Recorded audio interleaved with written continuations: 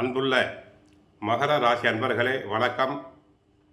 ஜனவரி மாத ராசி பலன்கள். ஜனவரி மாதத்தை உறுதியுடனும் தெளிவுடனும் எதிர்கொள்வீர்கள். தொழிலில் நல்ல வளர்ச்சி ஏற்படும். பணி புரிபவர்களுக்கு பதவி உயர்வு அல்லது தலைமை பதவி கிடைக்கலாம். இம்மாதத்தில் துணையிடம் உணர்வுகளை வெளிப்படுத்துவதன் மூலம் உறவு மேம்படும். ஆரோக்கியத்தை பொறுத்தவரை இம்மாதத்தில் எலும்புகள் மற்றும் மூட்டுகளில் தாங்கள் கவனம் செலுத்துதல் வேண்டும். மகர ராசினருக்கு 2இல் ராகு, 3இல் சனி,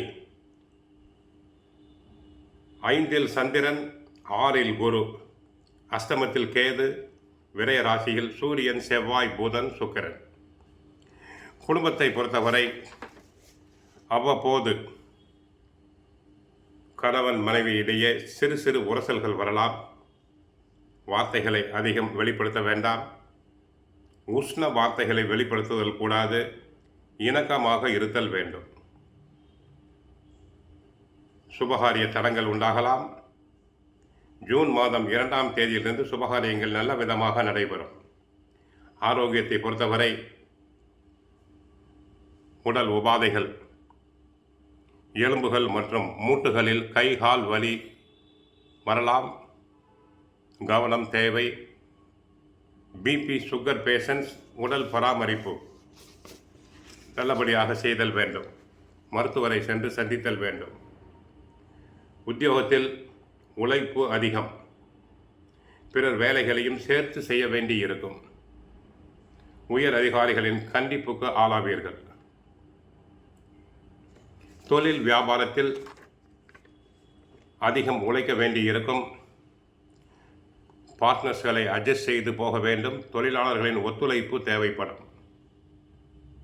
இந்த நேரத்தில் தொழிலில் அகலக்கால் வைத்தல் கூடாது. அரசியல் துறை அன்பர்கள் கவனமாக இருத்தல் வேண்டும். தங்களின் புகழுக்கு களங்கம் ஏற்படும். தங்களை பற்றி வீண் பழிகள் வந்து போகும். கட்சிக்குள் நியாயமாக கிடைக்க வேண்டிய பதவிகள் கிடைப்பதில் தாமதம் ஆகலாம்.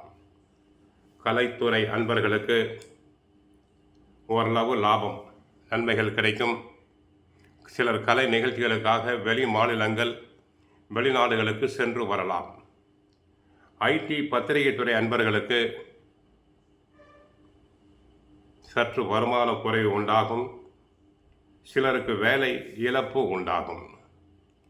வெளிநாட்டு கம்பெனிகளிலிருந்து வேலை எதிர்பார்த்தோருக்கு சிறிது தாமதமாகலாம்.